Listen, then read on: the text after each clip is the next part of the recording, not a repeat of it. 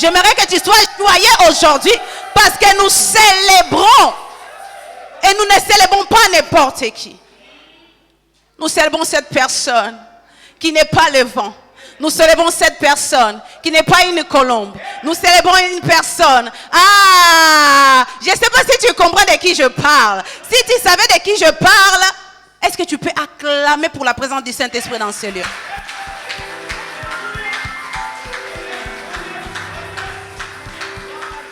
Gloire à Dieu.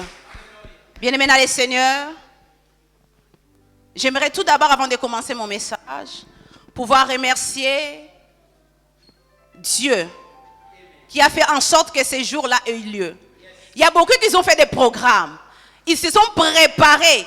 Ils ont préparé leurs habits. Ils ont préparé même des habits plus chers que moi. Mais malheureusement, ils n'ont pas pu avoir cette journée. Mais toi et moi, ce n'est pas à cause de notre beauté. Ce n'est pas à cause de notre argent. Ce n'est pas à cause de nos noms de famille. Mais c'est à cause de sa grâce. Il n'y a aucune grâce auquel nous avons mérité, où il n'y a aucune grâce que nous rémunérons la personne qui nous a accordé cela. Est-ce que quelqu'un peut lever la main? C'est lui qui sait qu'il a payé Dieu pour pouvoir avoir le souffle de vie ce matin? Il n'y a personne. Cela ne dépendait pas de nous, mais cela dépendait de lui seul, de sa souveraineté.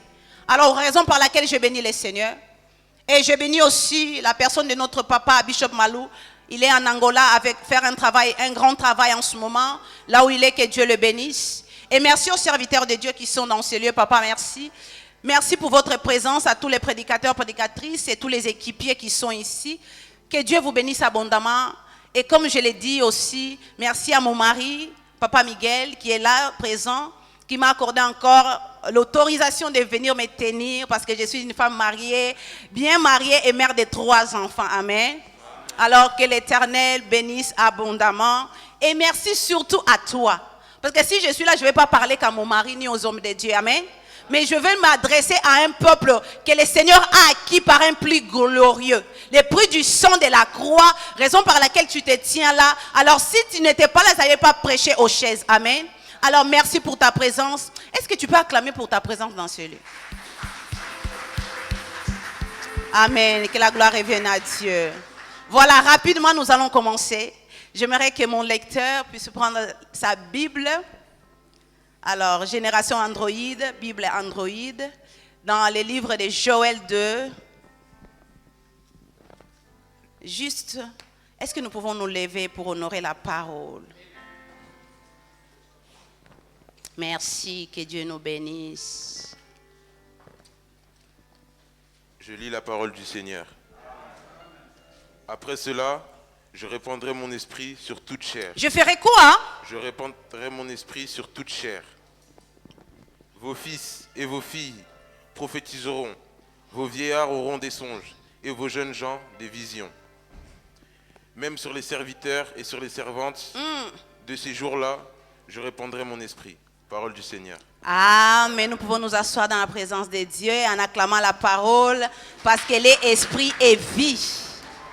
Amen.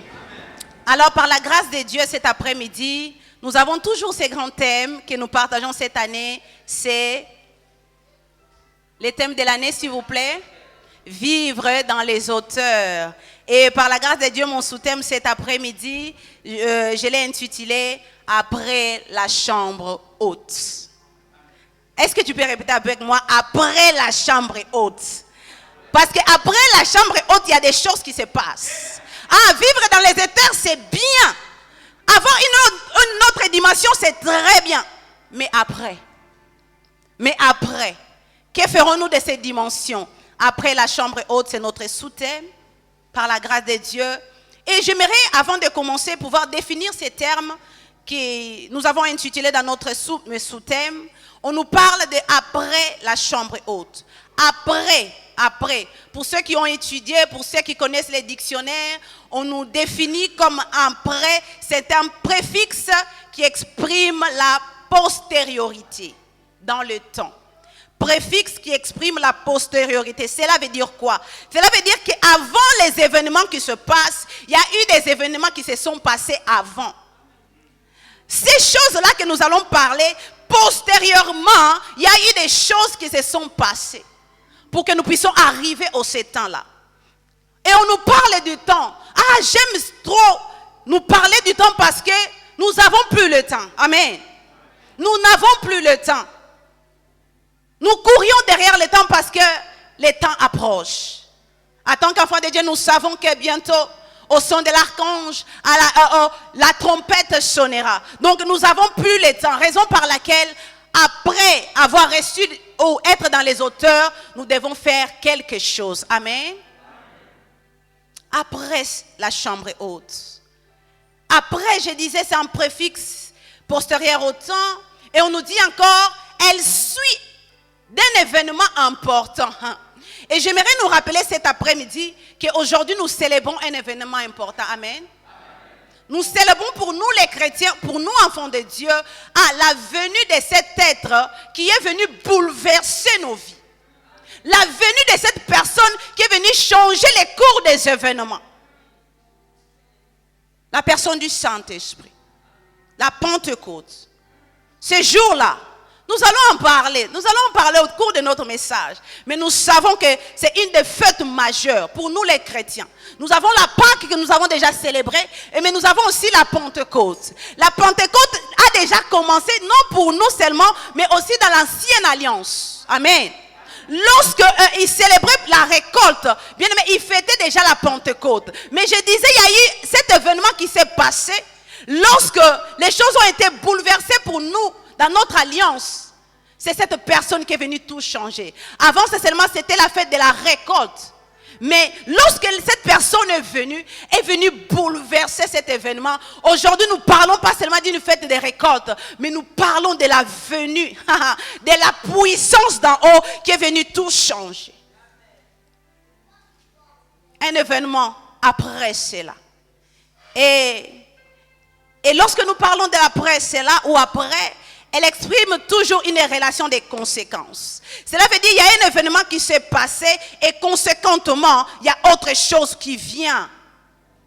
C'est ça, c'est qu'on nous définit d'après. Et lorsque nous parlons de la chambre haute, nous connaissons cette histoire.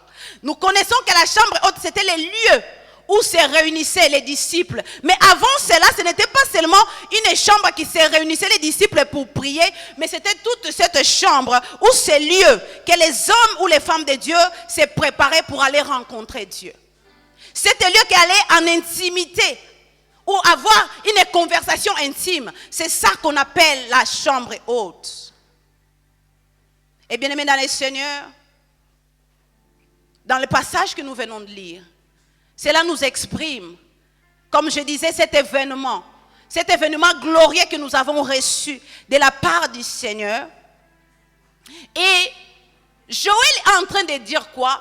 Joël est en train de faire réfléchir ou de faire rappeler une promesse que non un homme a donnée, mais que l'Éternel lui-même a donnée à son peuple. Et on nous parle de après cela. Après cela, je répandrai mon esprit. Je me suis posé la question, pourquoi après cela?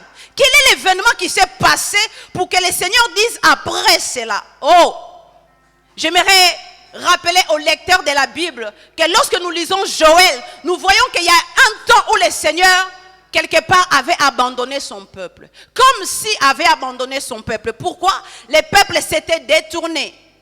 Et lorsque le peuple se détourne, Dieu fait quoi? Dieu, il le fait passer quelque part dans un temps désert. Amen, amen. Et lorsque ce peuple s'est détourné, le Seigneur a envoyé les sauterelles. Il a envoyé une armée auquel un homme ne peut pas comprendre. Il a utilisé des éléments de la nature pour confondre la sagesse d'un homme. C'est ça la manière de faire de notre Dieu. Raison par laquelle, bien aimés dans le Seigneur, craignons Dieu.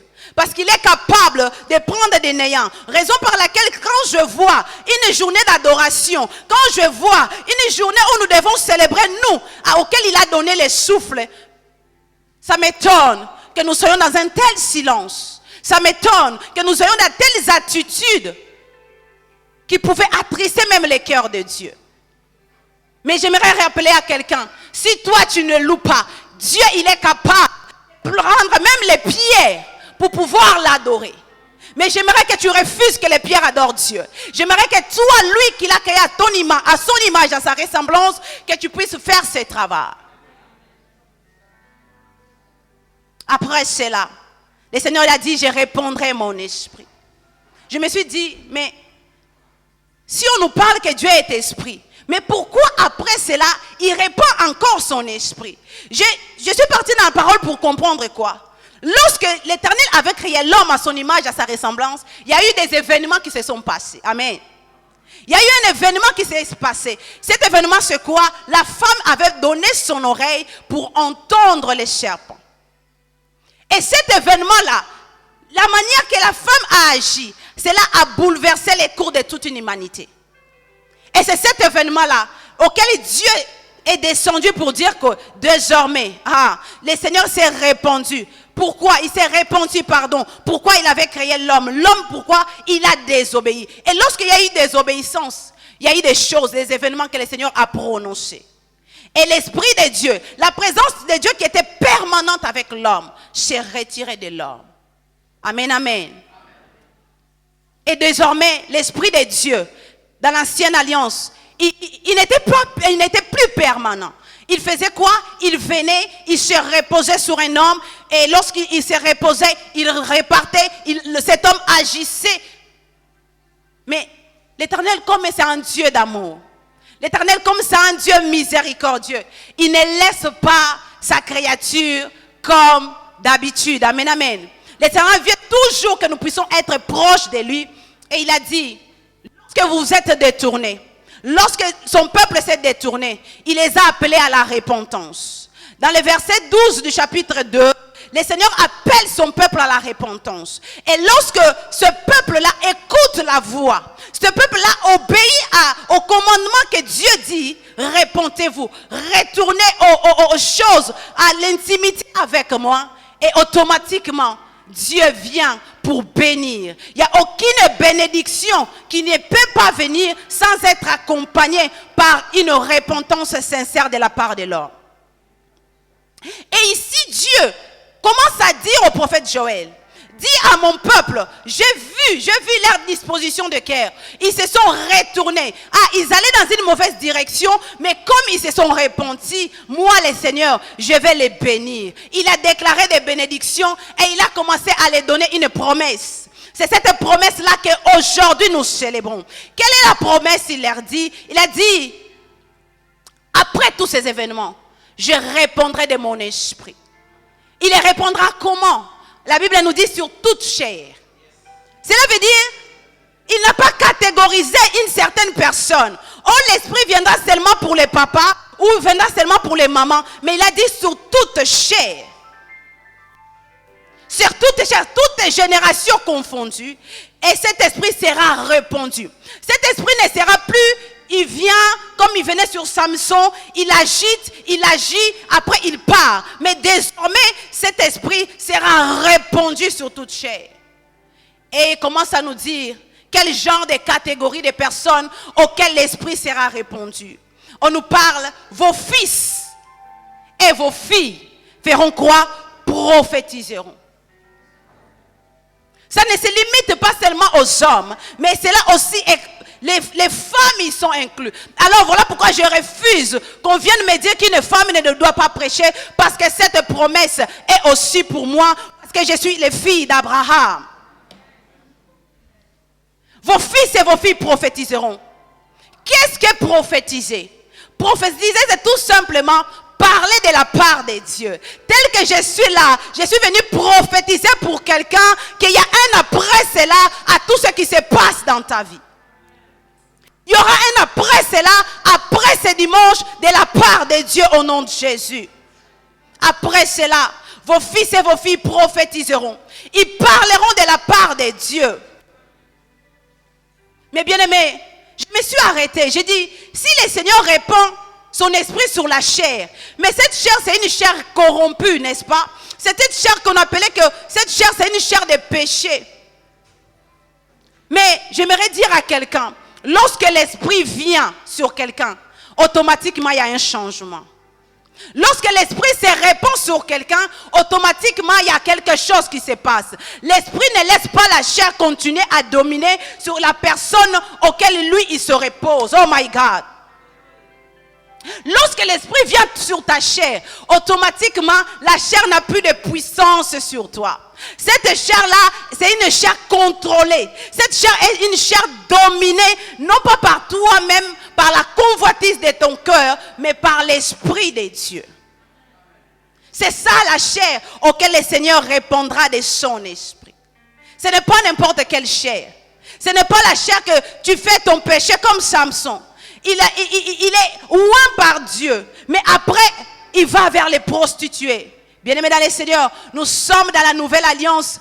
Oui, nous sommes dans le temps de la grâce, comme nous disons. Mais la grâce n'exclut pas que nous devons obéir à certains principes. Ces principes-là, ceux-là vont nous permettre de pouvoir toucher cette promesse venue de la part de Dieu. Est-ce que quelqu'un peut me dire un amen? Vos fils et vos filles prophétiseront.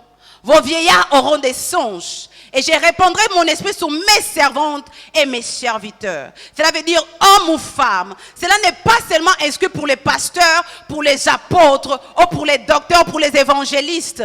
Mais c'est là pour toute chair. Ah, bien-aimé dans le Seigneur. J'aimerais que tu sois parmi ceux-là, que cet après-midi, le Saint-Esprit viendra t'envelopper et désormais que tu seras conduit par l'Esprit de Dieu. C'est ça, ce que l'Esprit fait. Mais je me suis aussi arrêtée par le mot fils. Lorsqu'on nous parle de fils, on nous dit dans la parole que pour tous ceux qui croient, il les a donné le pouvoir d'être enfants de Dieu. Mais non seulement enfants de Dieu, lorsque nous sommes enfants, bien, mais la Bible déclare que nous ne pouvons pas hériter. Un enfant n'hérite pas. Une promesse, c'est un don que Dieu donne. Et c'est un héritage que Dieu nous donne. Mais un enfant n'hérite pas. Le monde n'attend pas la révélation des enfants, mais le monde attend la révélation des fils. Tu dois quitter le stade d'être enfant et devenir fils cet après-midi. Un fils, c'est quelqu'un qui est mature. Raison pour laquelle la dernière fois nous avons parlé de la croissance. L'église doit quitter dans le stade de vouloir le lait, mais maintenant vouloir la nourriture solide. Les fils aiment la nourriture solide, mais les enfants, ils aiment le lait. Aujourd'hui, l'église de Dieu, il y a beaucoup trop d'enfants et peu de fils. Raison par laquelle nous voyons tous ces dégâts qui se passent. Parce que nous sommes restés enfants. Un enfant n'hérite pas. Parce que donner un héritage à un enfant, tu verras les dégâts qu'il va faire avec cet héritage. Parce que c'est un enfant. Mais l'enfant est appelé à grandir. La Bible déclare, nous devons être des modèles de Jésus. Et Jésus, on nous le présente comme un enfant quelque part. Mais à un moment donné, il se présente, il dit, je suis le fils du Très-Haut. Pourquoi? Parce qu'il croissait. Et aujourd'hui, toi et moi, nous sommes appelés à grandir dans le Seigneur pour ainsi être ce fils auquel l'Esprit sera répandu sur nous. Si tu restes enfant, cette promesse, tu vas peut-être les vivre, mais tu ne vas pas les vivre dans sa plénitude. Tu vas les vivre par des miettes. Alors nous ne sommes pas appelés à vivre par des miettes, mais réellement à vivre la plénitude, parce que l'Esprit n'est plus dans le ciel, mais il est déjà répandu sur nous. Mais il se répand seulement pour des fils. Ces hommes et ces femmes qui sont matures à comprendre la pensée de Dieu. Non à rester à se lamenter. Pourquoi Seigneur tu ne me bénis pas? Pourquoi les autres prospèrent et moi je ne prospère pas? Pourquoi? Il y a trop de pleureurs comme des enfants. Et il y a peu de fils. Mais nous sommes appelés à atteindre cette maturité. La stature parfaite de Christ pour être des fils. Ainsi, l'Esprit sera en totalité sur nous. Amen, amen. Et lorsque Joël prophétise ces choses, Joël ne savait pas que son accomplissement allait avoir lieu quelque part. Joël disait, il parlait de la part de Dieu. Il prophétisait les oracles de Dieu. Mais il ne savait pas quand est-ce que cette prophétie allait s'accomplir. Et j'aimerais rappeler aux personnes qui aiment les prophétiques dans ce lieu. Vous qui êtes là à courir derrière des prophètes, Qu'est-ce que Dieu dit sur moi? Qu'est-ce que Dieu dit sur moi? Bien-aimé dans le Seigneur, il n'y a aucun prophète qui peut assurer l'accomplissement de sa prophétie aussi longtemps qu'il est en vie. Qu'on ne vous trompe pas. Oh, moi je suis homme de Dieu. Lorsque je prophétise, les choses se passent. Joël, c'était un vrai homme de Dieu. Mais quand il a prophétisé, il ne s'est pas accompli de son vivant. La prophétie, elle est plus grande que celui qui prophétise. Ne traite pas quelqu'un de faux prophète parce que les choses qu'il a dit ne s'est pas accomplies dans ta vie. Peut-être que son temps n'est pas encore marqué. Je disais qu'après cela, ça se passe après, c'est un préfixe du temps. Dieu agit dans le temps. Avant le temps, ce n'est pas le temps. Après le temps, ce n'est pas le temps. Il y a un temps fixé marqué par Dieu. Alors toi qui attends une promesse de la part de Dieu, attends le temps. Sois comme Habakkuk, si cela tarde, elle arrivera certainement. Mais pourquoi je change les... Parce qu'ici, là, je ne vois rien depuis que j'attendais le mariage. Peut-être parce que ce n'est pas encore le temps. Ce n'est pas encore le temps. Et entre parenthèses, aujourd'hui, nous voyons beaucoup. Nous courons derrière les mariages, mais nous sommes encore des femmes immatures pour les mariages. Nous ne sommes encore pas préparés pour cette institution. Raison par laquelle nous voyons les nombreux divorces qui se passent. Même dans les serviteurs et servantes de Dieu aujourd'hui. Mais je prophétise pour quelqu'un. Que le temps de Dieu, lorsqu'il arrivera, que tu sois prête. Je prophétise pour une sœur qui est en train de pleurer parce qu'on a dit que le temps est déjà avancé. Son âge est avancé. Alors qu'elle attend le temps de Dieu. Laisse que lorsque le temps de Dieu, tu sois prête pour accomplir cette volonté de la part du Seigneur. Après cela. Et l'Esprit de Dieu doit descendre, mais avec un temps marqué. Et cette prophétie de Joël, je disais, s'est accomplie quelque part un jour. Alors nous allons prendre par la grâce de Dieu, nous allons prendre les livres des Actes des Apôtres. C'est là où nous allons comprendre les faits, les conséquences de cet événement que le prophète Joël a prophétisé. Prenons Actes au chapitre 2. Actes chapitre 2, versets 37 à 40. Actes chapitre 2. Ah, je nous parle après la chambre haute. Être dans les hauteurs, c'est bien. Mais après avoir été dans les hauteurs, lorsque tu descends, qu'est-ce que tu fais de ce que tu as reçu dans ces hauteurs? Je lis la parole au nom du Seigneur pour gagner du temps. La Bible déclare ceci. Après avoir entendu cela, ils eurent les cœurs vivement touchés. Ils dirent à Pierre et aux apôtres, frères, que ferons-nous? Pierre leur dit, répondez-vous et que chacun de vous soit baptisé au nom de Jésus-Christ pour le pardon de vos péchés et vous recevrez les dons du Saint-Esprit. Car la promesse est pour vous. La promesse n'est pas seulement pour les autres, mais elle est pour vous, pour vos enfants et pour tous ceux qui sont au loin et à aussi grand nombre que le Seigneur notre Dieu les appellera. Et par beaucoup d'autres paroles, il rendait témoignage et les exhortait en disant, sauvez-vous de cette génération perverse, parole du Seigneur. On nous parle après avoir entendu.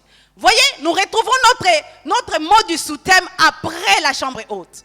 Ici, comme je lisais, ça nous parle réellement de l'après la chambre haute. Parce que la Bible déclare, Luc est en train de raconter cette merveilleuse événement qui s'est passé. Il disait à Théophile, je te raconte les événements qui se sont passés au cours de la vie de Christ sur la terre.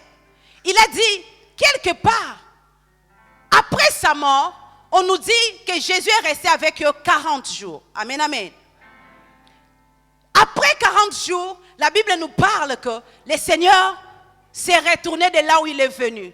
La Bible dit qu'il est monté, mais avant d'y aller, il les a dit quelque chose. Il les a dit, ne soyez pas pressés d'aller annoncer ma venue.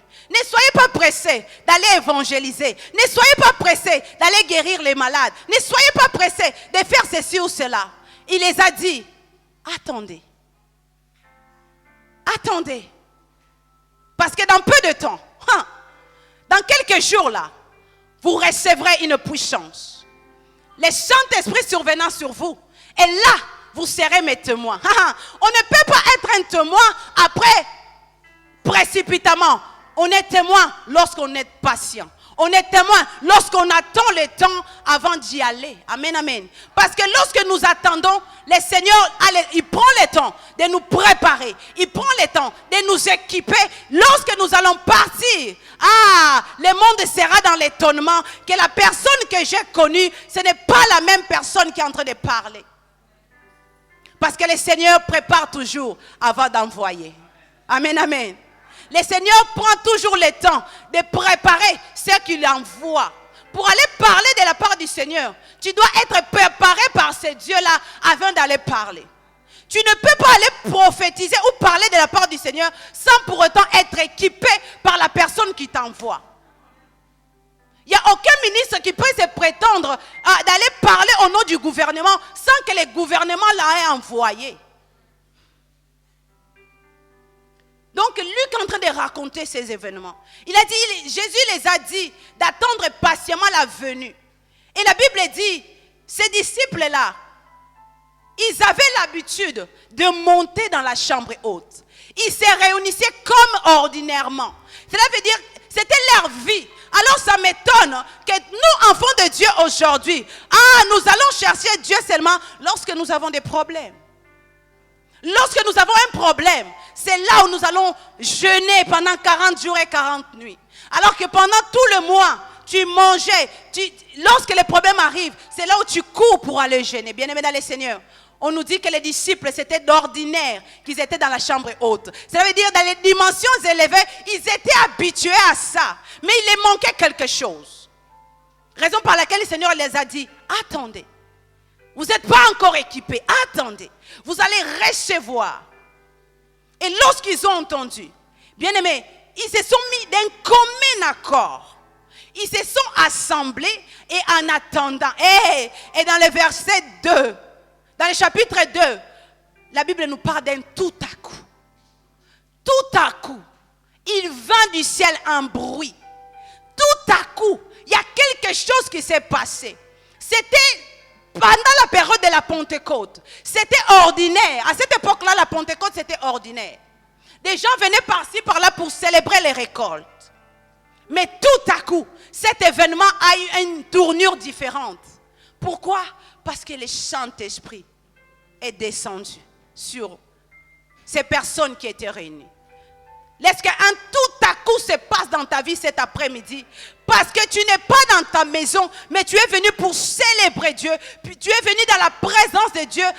Ensemble, la Bible dit, lorsque vous vous réunissez des frères et sœurs, c'est là où il répand sa bénédiction en abondance. Et comme nous sommes ressemblés et nous sommes d'accord que nous sommes venus pour célébrer Dieu, laisse que quelque chose se passe cet après-midi. Laisse qu'un tout à coup se passe. Un brutal événement puisse arriver dans ta vie et change l'histoire de ta vie. Tout à coup, il y a le Saint-Esprit qui est venu. Et il a bouleversé les hommes qui étaient incapables de parler. Comme Pierre. Pierre, c'était quelqu'un qui pouvait nier Jésus devant une femme. C'était quelqu'un qui était timide. Aujourd'hui, nous parlons d'apôtre Pierre. Mais cet homme-là, les coqs a chanté 3 fois. Et devant une femme, il pouvait dire, je ne connaissais pas. Mais lorsqu'il a reçu cette puissance sur lui, lorsqu'il a reçu cette puissance, les langues semblables aux langues de feu, les a apparues. Les autres parlaient non seulement des langues étrangères, mais des langues, les hommes qui étaient venus pour célébrer la Pentecôte ordinaire, les entendaient parler dans leur langue maternelle. Ils se sont dit, mais c'est bizarre. Mais ils ont commencé à se moquer. Bien aimé, lorsque l'Esprit de Dieu est sur toi, les hommes pourront peut-être se moquer parce qu'ils ne comprennent pas qu'est-ce qui arrive. Ils ont dit, ils sont ivres. Mais l'apôtre Pierre se lève, il a dit, ce n'est pas possible qu'ils soient ivres. Il est 3h de l'après-midi. Et 3h de l'après-midi, personne ne boit le vin. Comme c'était la coutume. Ces hommes-là que vous voyez, que vous croyez qu'ils sont ivres, ils ne sont pas ivres, mais ils ont reçu quelque chose de la part de Dieu. Ils ont reçu quelque chose d'extraordinaire. Ils ont reçu quelque chose qui les a fait quitter des naturels au surnaturel. Dans la chambre haute, c'est une image de la réalité spirituelle qui se passe. Lorsque nous sommes dans la chambre haute, nous rencontrons les divins. Nous rencontrons non un homme, mais nous rencontrons celui qui a créé toutes choses par sa puissance. Parce que la Bible déclare ceci dans Genèse 1. La terre était informe et vide. Et l'Esprit de Dieu faisait quoi? Se mouvait au-dessus des eaux. Et l'Éternel a parlé accompagné de la puissance créatrice de l'Esprit, et toutes choses visibles ont commencé à se matérialiser. Et c'est ça qui s'est passé. Et Pierre, qui était timide, mais désormais comme il avait reçu cette puissance, la timidité l'a quitté. J'ai prié Dieu cet après-midi que la timidité quitte quelqu'un qui pouvait avoir honte de parler de Jésus. Raison par laquelle Paul dira, je n'ai pas honte d'annoncer l'évangile. Pour les païens, c'est une folie. Mais pour nous les chrétiens, c'est une puissance. Pour nous, c'est une puissance. Pierre s'élève et il commence à dire, il dit, ces hommes-là, que vous croyez qu'ils sont ivres, ils ne sont pas ivres, ils sont remplis de l'esprit. Mais la personne qui les a remplis, c'est celui-là que vous avez maltraité, c'est celui-là auquel vous n'avez pas cru, vous l'avez crucifié. Mais malheureusement pour vous, après 3 jours, cet homme-là a quitté les tombeaux, parce que c'était lui le créateur. La terre n'a pas pu le supporter, la terre l'a vomi. Et désormais, il est monté à la droite de son Père. Et c'est cet homme-là qui nous a investi de ce pouvoir. Parce qu'il a dit, je m'en vais au Père. Mais lorsque moi je me serai allé, je ne vais pas vous laisser des orphelins. Je vais envoyer les paraclétos. Je vais envoyer l'Esprit de Dieu afin qu'il vous équipe. Ils ont reçu un équipement. Pierre a reçu cette audace parce qu'il était désormais rempli. Et il a commencé à parler. Il a parlé. Et là, nous arrivons au verset 37. Ils ont entendu ces paroles. Bien-aimés dans les Seigneurs, j'aimerais dire à quelqu'un, la foi ne vient pas par vos discussions. La foi ne vient pas par autre chose, par ce que l'on entend. Et ce que l'on entend, ce n'est pas la parole de l'oncle, ni de la tante, ni de la mère, ni de la grand-mère, mais c'est de la parole de Dieu. Et c'est cette parole que je te prêche cet après-midi. Si tu crois à cette parole, bien-aimé dans le Seigneur, il a déclaré Jésus. Pour tous ceux qui vont croire que cette parole est véridique, ils seront sauvés. Alors toi qui crois à ces paroles cet après-midi, que ta vie ne soit plus la même, que ta vie puisse changer au travers de cette parole que tu écoutes cet après-midi. Ils ont entendu. Et comme la foi vient de ce qu'on entend, ils ont eu les cœurs vivement touchés. Bien-aimés, ils ont commencé à réfléchir. Ils ont commencé à se dire, en fait, cet homme, nous l'avons nié. Il était là parmi nous, il a fait tant de miracles, mais nous n'avons pas cru en lui. Nous sommes désolés. Bien-aimés, la Bible déclare, soyez tristes selon Dieu et non selon les hommes. Parce que la tristesse selon les hommes produit la mort, mais la tristesse selon Dieu produit la vie et le salut. Bien-aimés, il ne suffit pas que tu regrettes, mais tu dois te mettre en action pour pouvoir réellement recevoir cette parole comme vraie. Les cœurs, ils ont eu les cœurs touchés. Et lorsque leur cœur est touché, ils ont posé la question à Pierre. Que ferons-nous cet après-midi? Est-ce que tu comprends ton état? Cet après-midi, est-ce que tu comprends l'état que tu es? L'état que tu es, est-ce que c'est un état aujourd'hui? Si Jésus revenait, tu pouvais te dire que tu pourras le rencontrer? Ou l'état auquel tu es, c'est un état encore dans un homme charnel? Parce que la chair ne comprend pas les choses de l'esprit. Nous sommes dans le temps de l'esprit. Mais si tu es accroché à ta chair, si c'est ta chair qui te conduit encore, tu ne pourras pas comprendre les choses que je suis en train de parler.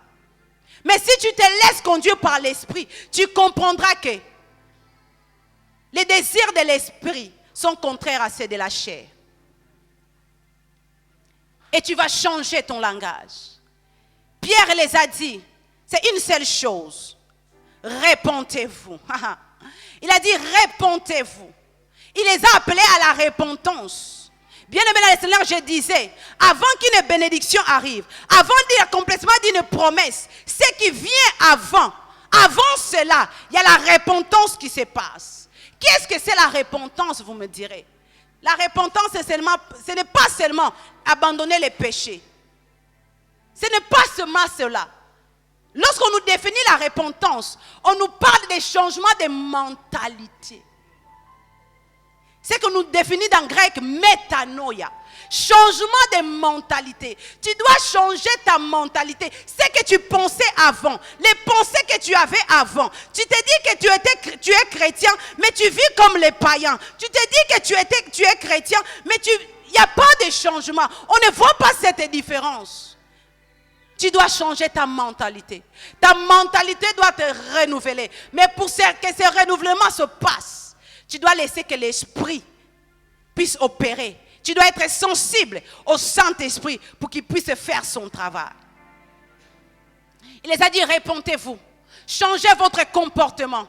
Changez votre façon de faire les choses. Changez votre façon de voir les choses. Bien-aimés dans le Seigneur, la Bible déclare, lorsque nous sommes des nouvelles créatures, toutes les choses sont devenues nouvelles. Les choses anciennes sont passées. Mais comment cela se fait-il?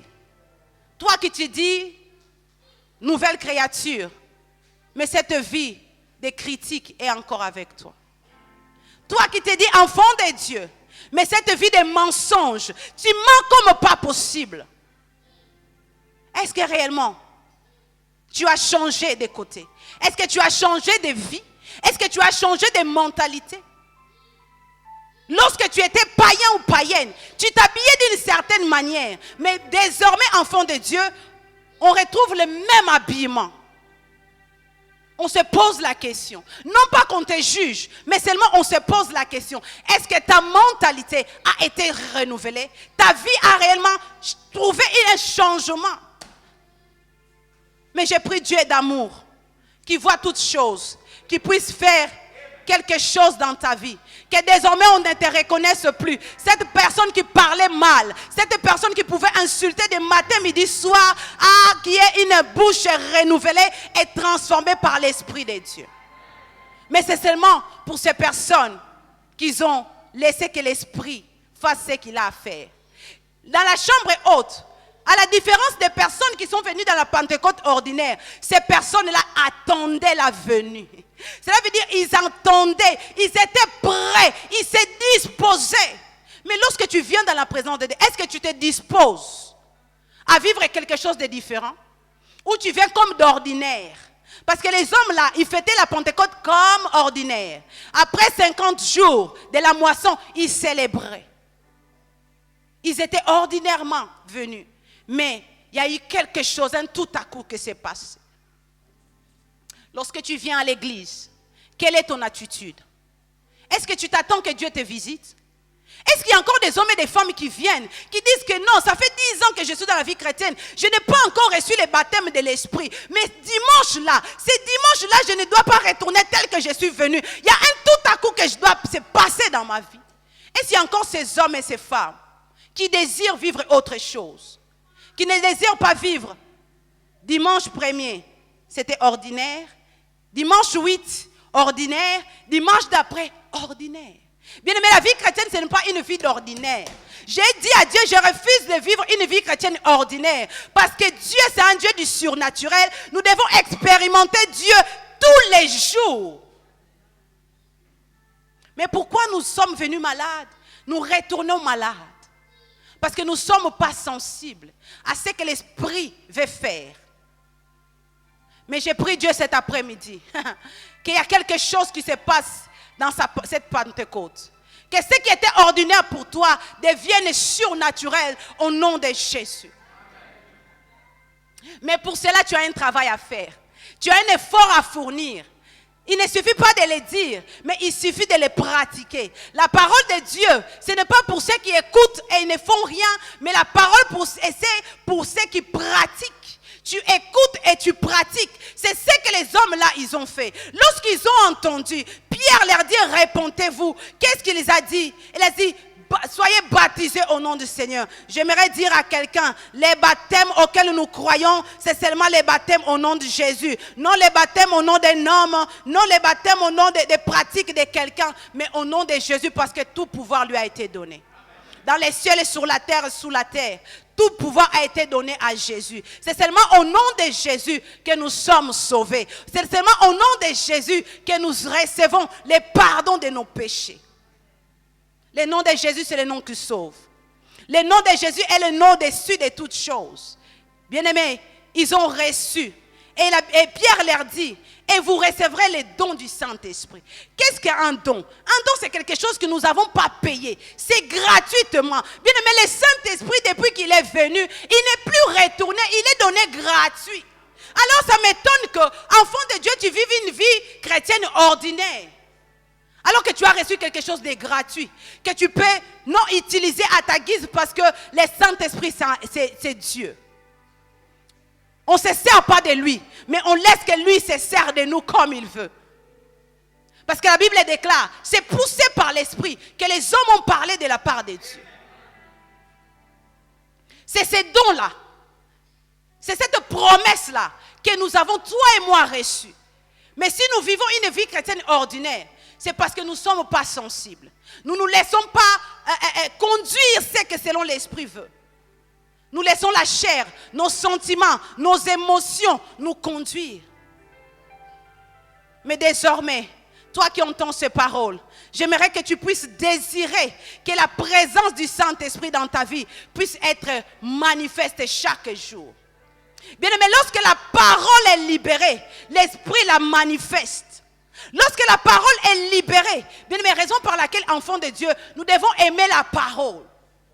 Nous devons retourner à la parole. C'est par la parole que nous comprenons que désormais, l'Esprit rend témoignage à notre esprit que nous sommes enfants de Dieu. C'est l'Esprit qui fait ce travail en nous. C'est l'Esprit qui nous dit désormais, tu ne peux plus vivre comme tu vis là. Parce qu'en toi, il y a un Dieu qui habite en toi. Je ne sais pas si je parle à quelqu'un cet après-midi. L'Esprit qui témoigne à notre esprit que nous sommes enfants de Dieu. L'Esprit nous scelle pour les jours de la rédemption. C'est le travail de l'Esprit. Jésus est assis à la droite de Dieu le Père. Même lorsque nous chantons Yeswazali Awa, Jésus est là par la présence de l'Esprit. C'est l'Esprit qui a remplacé son absence sur la terre. Amen. Malheureusement, l'Esprit est attristé. Pourquoi? Parce que nous pensons à lui que les jours de la Pentecôte. Du 1er au 30, nous oublions que le Saint-Esprit existe. Du 1er janvier jusqu'au 31 mars, nous oublions. C'est seulement le jour de la Pentecôte que nous nous souvenons. Et l'Esprit est attristé. Cette personne sensible et merveilleuse. Mais désormais, toi qui as pris cette connaissance, de savoir que l'Esprit est là pour t'aider. L'Esprit, c'est la liée auquel tout enfant de Dieu ou tout fils de Dieu doit avoir. Pour pouvoir marquer la différence sur la terre. Tu veux marquer la différence, tu dois désirer l'onction de l'Esprit qui fera en sorte que tu marques la différence dans ta génération. Mais malheureusement, aujourd'hui, nous avons des hommes et des femmes ordinaires. Pourquoi? Parce que nous ne laissons pas que l'onction de Dieu, l'Esprit de Dieu nous amène dans les dimensions élevées et que nous puissions expérimenter une nouvelle vie chrétienne.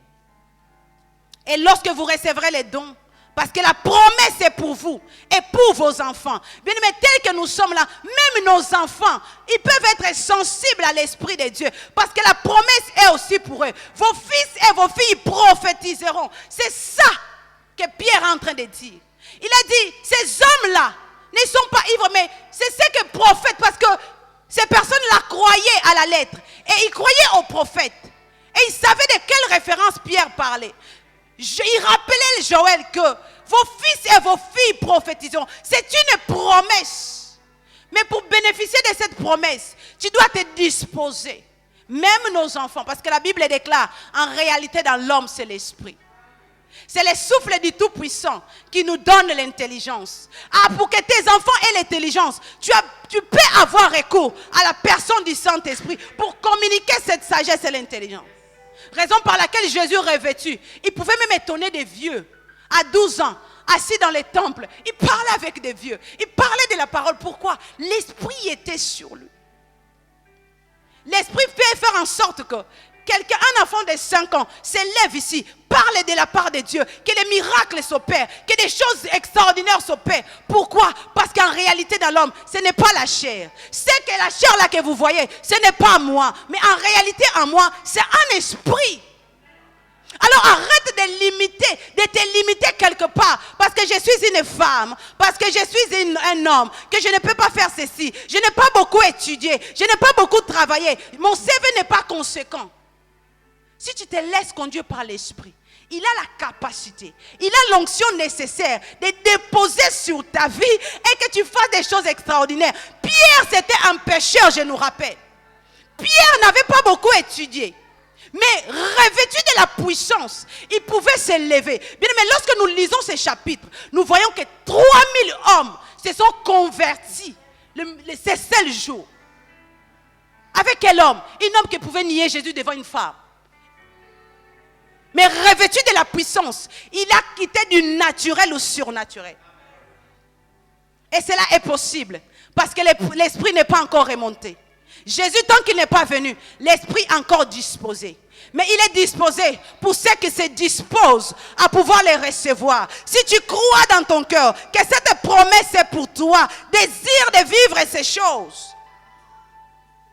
Parce que la promesse non seulement était pour les Juifs, mais pour tous les grands nombres que Dieu les appellera. Et toi et moi, nous avons été appelés, non par un homme, par les dieux tout-puissants. Désormais, il n'y a ni juif, ni grec, ni femme, ni homme.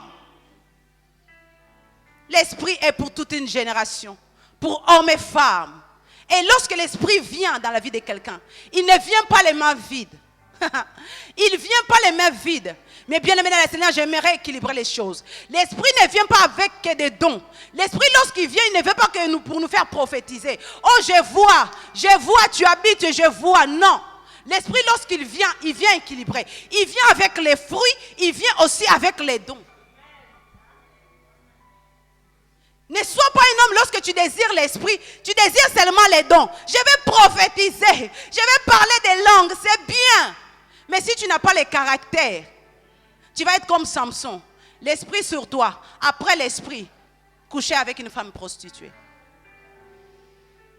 Mais j'ai prie Dieu ce soir, que cet après-midi, des hommes et des femmes soient équipés équilibrement avec Dieu, avec l'Esprit de Dieu, afin que non seulement ils ont les dons de prophétiser, mais ils ont aussi les caractères, ils ont aussi la maîtrise de fuir les péchés. Parce que les péchés, on ne s'accommode pas, les péchés, on les fuit.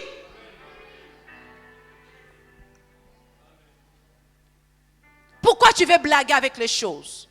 Tu vois, tu es dans un milieu auquel tu ne glorifies pas Dieu. Tu penses que toi, tu as la capacité de pouvoir changer tout autour de toi. Les mauvaises compagnies corrompent les bonnes mœurs. Sachons-le. Les péchés, on ne s'accommode pas, on fuit devant les péchés.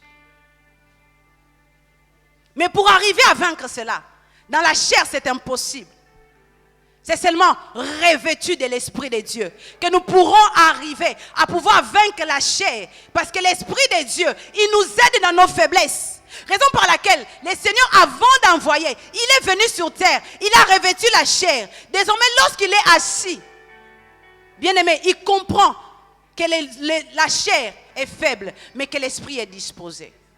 Et voilà pourquoi je me suis posé la question. Pourquoi Jésus il a dit, je prierai le Père? Parce que bien aimé dans le Seigneur, l'Esprit là où il était, comme il est Dieu, il était dans le lieu céleste. Pour venir supporter la faiblesse de la chair, c'était difficile. Raison par laquelle vous verrez un écart. Lorsque les hommes étaient dans la chambre haute, il s'est passé 10 jours pour que l'Esprit vienne. Cela veut dire quoi? Les premiers jours, lorsque les apôtres priaient, Jésus aussi, au ciel, il disait à l'Esprit, s'il te plaît, descends.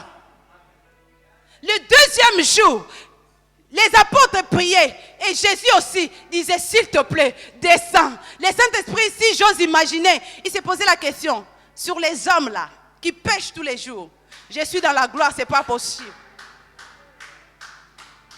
Jusqu'au 10e jour. Cela veut dire que ça a pris le temps. Raison pour laquelle je disais, avant le temps n'est pas le temps. Mais lorsqu'il est arrivé au temps marqué par Dieu, Dieu s'est dit non, ils doivent être revêtus pour qu'enfin qu'ils puissent aller faire de toutes les nations disciples et pouvoir témoigner de mon Fils.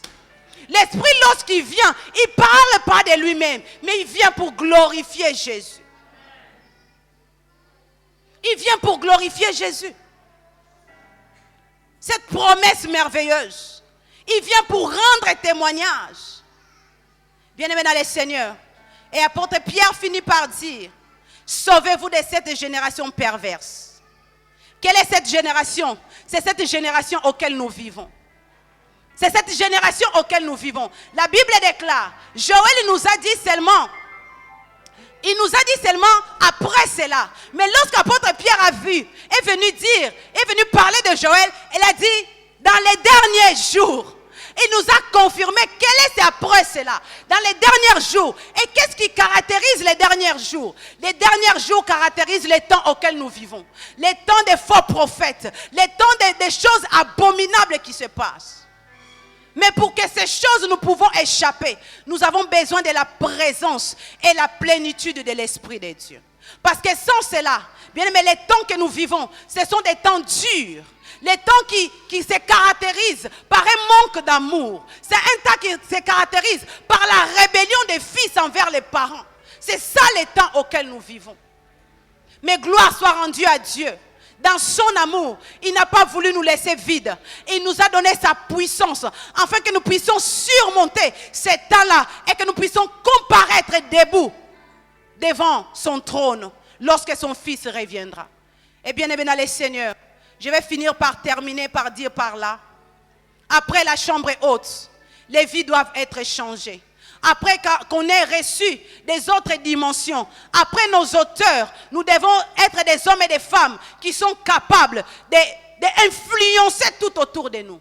Des hommes et des femmes qui sont capables de pouvoir parler de Jésus, non d'une manière ordinaire, mais d'une manière extraordinaire. Est-ce que quelqu'un qui a entendu la plénitude et la puissance peut s'élever et désirer de vivre une vie surnaturelle désormais? Est-ce que nous pouvons nous lever dans la présence de Dieu?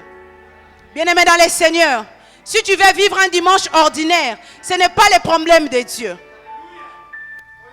Mais j'ai prié Dieu cet après-midi que tu vives quelque chose d'extraordinaire.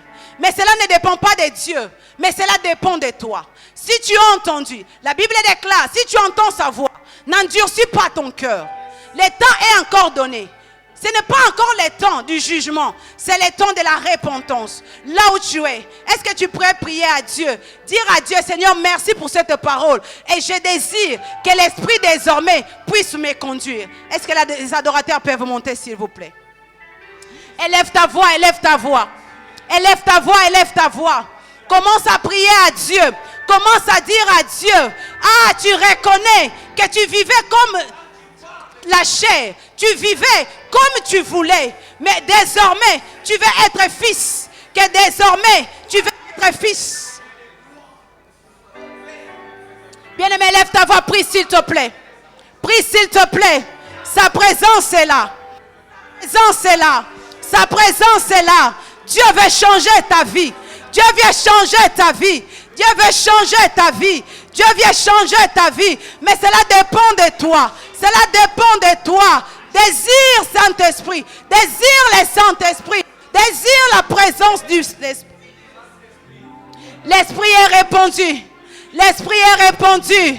Aujourd'hui, nous célébrons sa personne. Descends le Saint-Esprit. Fais ton travail. Amène-nous de gloire en gloire. Amène-nous de gloire en gloire. Amène-nous de gloire en gloire. Amène-nous de gloire en gloire. Amène-nous de gloire en gloire. Viens opérer au